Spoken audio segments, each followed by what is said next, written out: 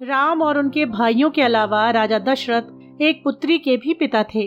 श्री राम के माता पिता एवं भाइयों के बारे में तो सभी जानते हैं, लेकिन बहुत कम लोगों को ये मालूम है कि राम की एक बहन भी थी जिसका नाम शांता था। वे आयु में चारों भाइयों से काफी बड़ी थीं। उनकी माता कौशल्या थी।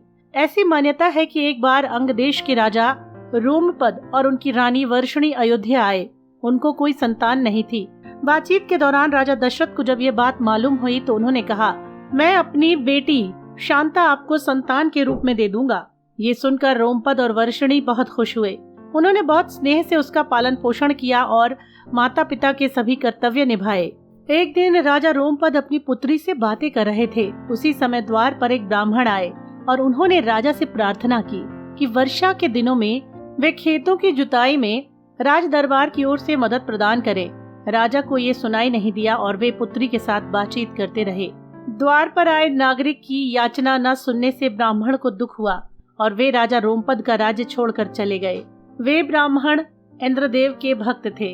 अपने भक्त की ऐसी अनदेखी पर इंद्रदेव राजा रोमपद पर क्रुद्ध हुए और उन्होंने उनके राज्य में पर्याप्त वर्षा नहीं की।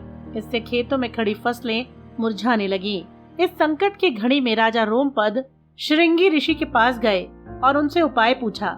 ऋषि ने बताया कि वे इंद्रदेव को प्रसन्न करने के लिए यज्ञ करें। ऋषि ने यज्ञ किया और खेत खलिहान पानी से भर गए।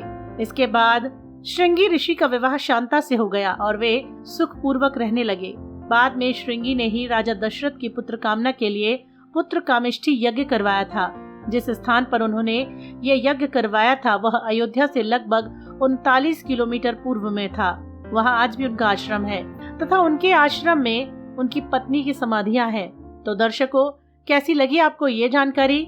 हमें कमेंट करके जरूर बताएं। साथ ही अगर आपको ये वीडियो पसंद आई हो तो वीडियो को लाइक करके चैनल को सब्सक्राइब जरूर करें। वीडियो में अंत तक बने रहने के लिए धन्यवाद।